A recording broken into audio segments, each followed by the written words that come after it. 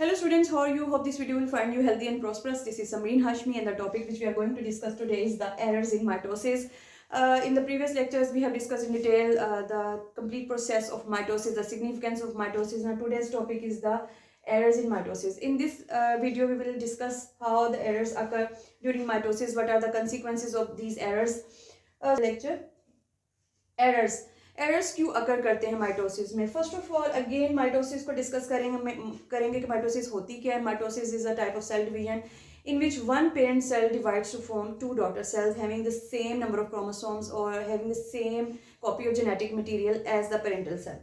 तो माइटोसिस जो है बहुत ज़्यादा कॉम्प्लेक्स एक रेगुलेटेड और कॉम्प्लिकेटेड प्रोसेस है and it is regulated by specific genes which are present in our sales.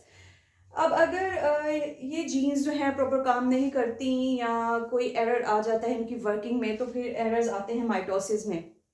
और यही जीन्स हैं जो रेगुलेट करती हैं कि किस तरीके से माइटोसिस कैरी आउट होनी है, किसी भी सेल में कितनी दफ़ा सेल डिवाइड करेगा, ये सब जो है वो रेगुलेटेड होता है जीन्स के थ्रू. और एरर्स आ जाते हैं अगर जीन में तो एरर्स क्यों आते हैं. बेसिकली जीन्स में एरर्स आते हैं कि जीन म्यूटेशन कहलाती है. अगर जीन में कोई चेंज आ जाता है बेसिकली जीन्स जो हैं वो खुद को एक्सप्रेस करते हैं. हमारी जो तमाम हमारी भी और तमाम ऑर्गेनिजम्स की बॉडी को कंट्रोल करते हैं, तमाम प्रोसेसेस को कंट्रोल करते हैं जीन्स. और जीन्स कैसे स्पेसिफिक अपना जो है एक्सप्रेशन शो करते हैं. और अगर जीन में म्यूटेशन हो जाए, कोई ख़राबी हो जाए तो डेफिनेट सी बात है जो भी फंक्शन वो कंट्रोल कर रहे हैं, रेगुलेट कर रहे हैं, तो डेफिनेट सी बात है वो फंक्शन नॉर्मल वे में नहीं होगा, फिर वो एबनॉर्मल वे में होगा या कोई ना कोई जो है वो उसमें एबनॉर्मलिटी आ जाएगी और प्रॉपर फंक्शनिंग नहीं करेगा वो ऑर्गन या वो सिस्टम जहाँ पे भी ये जो है वो प्रॉब्लम अराइज होगी या जहाँ पे भी ये एरर आएगा. सबसे पहले हम देखते हैं कि बेसिकली एरर होता क्या है माइटोसिस में. माइटोसिस जो है उसमें सेल डिवाइड करते हैं एक खास लिमिट तक, एक खास नंबर तक. हर सेल की एक डेस्टिनी होती है कि उसने इतने नंबर या इतनी दफ़ा जो है वो डिवाइड करना है और इस तरीके से डिवाइड करना है. लेकिन अगर उसको कंट्रोल करने वाले जीन्स में कोई एरर आ जाता है, वो मैं बाद में डिस्कस करती हूँ कि वो जीन म्यूटेशन क्या है. तो उस एरर की वजह से क्या होता है जो सेल है, फॉर एग्जांपल ये सेल है, अगर इसने डिवाइड करना था नॉर्मल वे में 20 टाइम्स, तो अगर ये इसके कंट्रोल करने वाले जीन में जो है म्यूटेशन आ गई है तो ये अनकंट्रोल्ड इसकी डिवीजन स्टार्ट हो जाएगी, वो कंट्रोल ही नहीं होगी और ये जो है वो डिवाइड सेल करता जाएगा. और अगर ये करता जाएगा तो ये एबनॉर्मल जो है वो सेल्स की मैस बना देता है जिसे हम बेसिकली ट्यूमर बोलते हैं.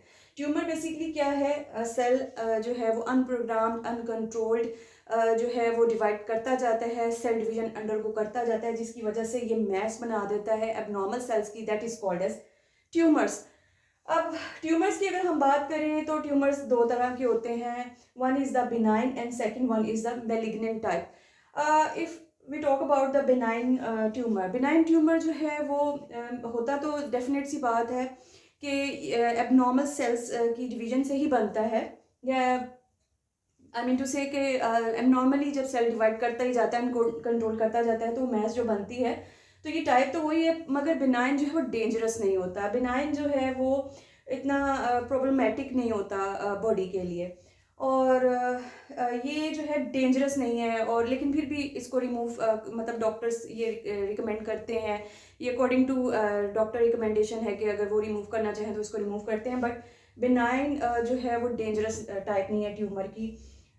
और बिनाइन जो है वो जिस जगह पर एबनॉर्मल डिवीजन हो रही है या जिस जगह पर ये मैस बनती है एबनॉर्मल सेल्स की, बिनाइन वहीं पे स्टे करता है, ये स्प्रेड नहीं करता. But malignant is very dangerous.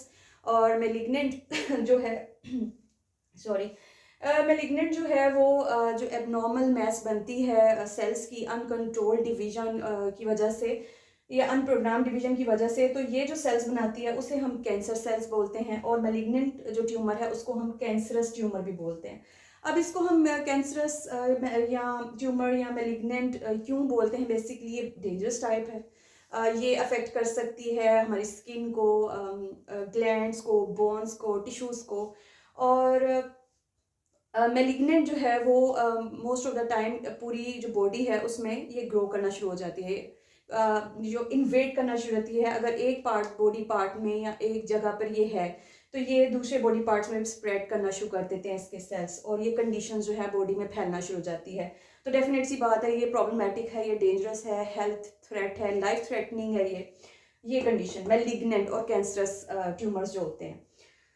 अब मैलिग्नेंट या कैंसरस जो ट्यूमर किस तरह फैलता है, कैंसरस सेल्स कैसे फैलते हैं, बेसिकली जिस जगह पर या जिस बॉडी पार्ट में ये हो मैलिग्नेंट या कैंसरस ट्यूमर होता है या कैंसर सेल होते हैं, बेसिकली वो हमारे जो दो हमारे सिस्टम्स हैं मेनली ब्लड और लिम्फ सिस्टम या लिम्फेटिक सिस्टम, उसके थ्रू इसके सेल्स ट्रेवल करना शुरू हो जाते हैं पूरी बॉडी में, और ये दूसरी जगहों पर भी फैलना शुरू हो जाता है। इस कंडीशन को कहते हैं मेटास्टेसिस। मेटास्टेसिस जो है it's called as spreading of disease, और बेसिकली यही है कि कैंसर सेल जो है पूरी बॉडी में फैलना शुरू हो जाते हैं, अदर बॉडी पार्ट्स तक जाना शुरू हो जाते हैं। अब एक बात रह गई थी, that is the mutation. Mutation genes की कैसे होती है, म्यूटेशन जीन्स की या कोई खराबी जीन एक्सप्रेशन में कैसे आ सकती है। जीन्स जो हैं वो एक्सप्रेस करते हैं, मैंने अभी बताया that to control all activities of any organism.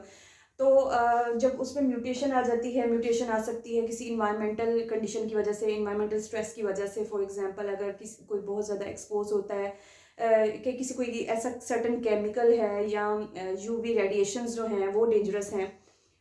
उसका ऐसा हो सकता है कि ड्यूरिंग डुप्लीकेशन या replication, that is a process through which DNA is duplicated, तो उस वक्त कुछ ऐसा जो है वो चेंजेस आ जाते हैं ड्यूरिंग रेप्लिकेशन के, जो जीन फॉर्मेशन होती है उसमें मतलब वो नॉर्मल जो फॉर्मेशन नहीं होती उसमें चेंजेस आ जाते हैं, that is called as gene mutation. और जीन म्यूटेशन की वजह से जब वही जीन जब कंट्रोल करेगी that specific type of activity, तो डेफिनेट सी बात है कि वो उस तरीके से कंट्रोल नहीं कर सकेगी जिस तरीके से उसकी नॉर्मल फंक्शनिंग होनी चाहिए।